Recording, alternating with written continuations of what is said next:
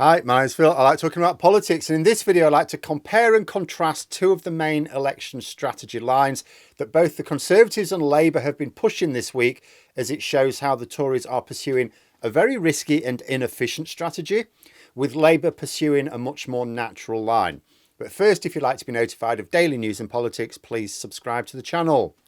So with this being election year for almost certain, Rishi Sunak basically confirmed it yesterday, both Labour and the Conservatives have been setting their stalls out. And one key line from each party this week has been from the Conservatives attacking Labour's £28 billion green investment proposal, and from Labour making it a specific criminal offence to defraud the public purse. The Conservative line is very risky and very inefficient. The Labour line is very efficient. Basically, Labour are pushing a much more intelligent strategy here, but let's go over why I think this is.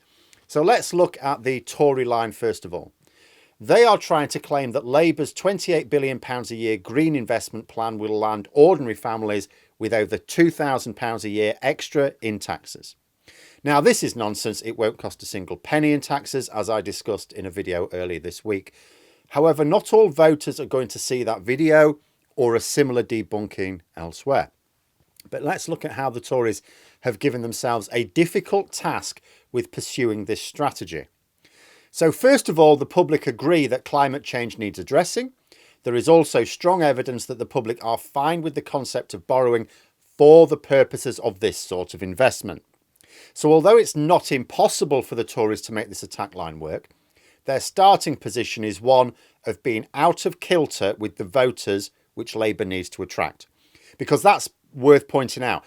It doesn't matter if the Conservatives can convince voters about this line if they're not Labour's target voters.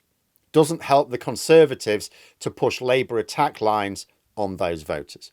So for this tactic to work, the Conservatives have to persuade Labour's target voters that this policy is not only bad, but so bad that it's worth putting up with the Tories for a few more years rather than let Labour implement it. Only Labour's target voters think it's a good policy. There's a Twitter thread from May doing the rounds again now, which showed very strong public support for this Labour policy across the political spectrum. Now, you can point to the fact that the thread is 8 months old, but it wasn't like renewed interest at the time. It was stable support over time. So this is the position the Tories begin with. The policy is popular across the board, so they are aiming to turn the policy not into a policy of investment or climate action, because that's a losing strategy. They're trying to turn it into a policy of taxation. They aim to claim that this policy, although it sounds nice, will cost more than it's worth. Now, it's not that the Tories will find this impossible, though they will find it very difficult. It's that they have to begin in opposition to the public. They have to begin from a position of saying that the public are wrong to support it, when they are already unpopular and they need to persuade the public to agree with their point of view. And the Tories are attempting to do this at a time when their credibility is low and in an election year after being in power for 14 years. That makes the task so much harder. So much so that they're going to have to commit a lot of bandwidth to promoting this attack on Labour. They're going to have to talk about it a lot. They can't just mention it now and then. It'll never work. This sort of persuasion needs constant hammering.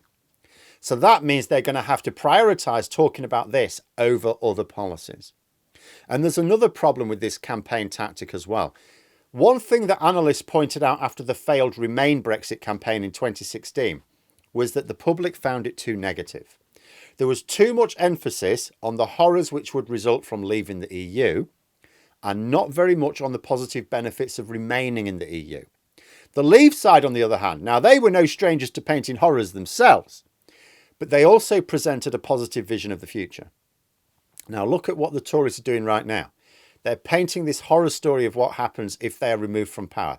Oh yeah, things are absolutely terrible at the moment, but my goodness, they'll be much worse if Labour come in. But where's the positive vision of what's to come? What are they saying Conservative voters need to vote for them for, or indeed any voters? What are they saying is their offer to voters? Vote for us and we won't get a Labour government. That's it. Tax cuts aren't a positive vision in themselves. There may be a mechanism if the positive vision is so that you will be able to afford a higher standard of living, but people can't because the cost of living crisis is still getting worse. Also, net taxes are going up. The Tories aren't combining a tax on Labour with a positive vision of another Conservative Parliament. So they're arguably making the same mistake Remain groups made in 2016. They're panicking rather than persuading. So let's compare that with one of Labour's main lines this week. So they say they're going to legislate to make defrauding the public purse a specific criminal offence. Immediately, this is a policy which has the public on board. Like, go down the street. Doesn't matter who you ask, left, right, disinterested, doesn't matter. Ask a member of the public if there should be a specific criminal offence against defrauding the public purse. Who's going to say no to that? Ordinary, honest people all across the political spectrum will agree that the public purse should not be defrauded and that there should be a law to say so. It immediately has public support. It's also not a policy that the Tories can attack. So how will they attack it? They can attack investment policies as, oh, it costs too much. No, you put your taxes up, you see. This is legislation, costs nothing other than parliamentary time.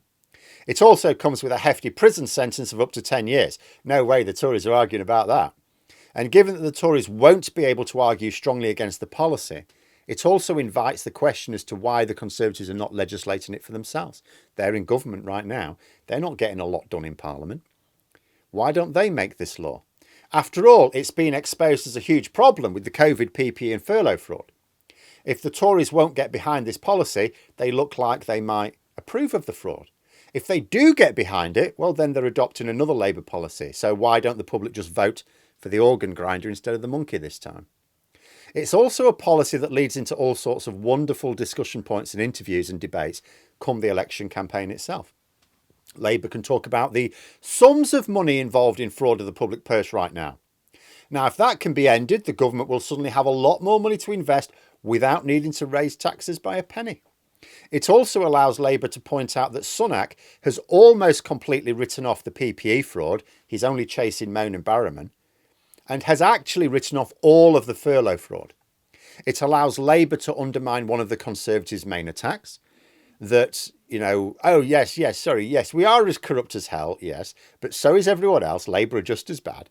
This is Labour saying, not only are we not as bad, but we're going to put our money where our mouth is and legislate to make it easier for the police and courts to tackle these crimes. It then allows Labour to lean into similar policies, such as the ban on lobbying work for MPs. It's a policy which involves swimming with the stream. Everything works in alignment with public attitudes, with public interest. The public do think there's a lot of corruption in politics, and they do want it stopped. This policy works in alignment with that, and it allows discussions on other areas as well. And those other areas not only paint a positive vision of a Labour government, but attack the Tories at the same time. It's horrors of the status quo with positive vision of the future rolled into one. Zero friction with this policy, no real way for the Tories or their client media to do much to undermine it, so they'll probably try and ignore it.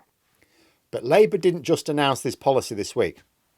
They've been up to a few other things as well, including promoting their tax calculator, which shows you how much worse off you are under the Tories. Now, I make no comment on the tax calculator itself. I've not had a go with it. But I have seen a couple of interesting examples of this ad today. The first was seeing it appear on the Conservative Home website. Now, Conservative Home is a Conservative Party support site hosting a Labour advertiser inviting people to see how much of a con Tory taxation policy is. But the second one came via one of the Tory client journalists at the Telegraph, Christopher Hope. He tweeted a picture of two buildings side by side in Wellingborough, which is where we're going to be looking towards the next by-election, probably next month. One of these buildings was what appeared to be a Labour campaign office, but it was plastered with this anti-Tory tax ad splash from Labour. The other was the constituency office of the now recalled former Tory MP Peter Bone, clearly closed for business. You just look at the situation where Labour are clearly ahead in the race for the election. That is the starting position of 2024. Labour are ahead, well ahead. And you see the Conservatives pursuing a strategy that involves skating uphill. And you see Labour pursuing a strategy which involves flowing neatly with the voters. There's just so much less friction with Labour's strategy. But there we are. Those are my thoughts. Let me know yours in the comments below. Hope you found the video interesting. If you did, please click the like button. And if you'd like to support the channel further, the join button for memberships. And until next time, I'll see you later.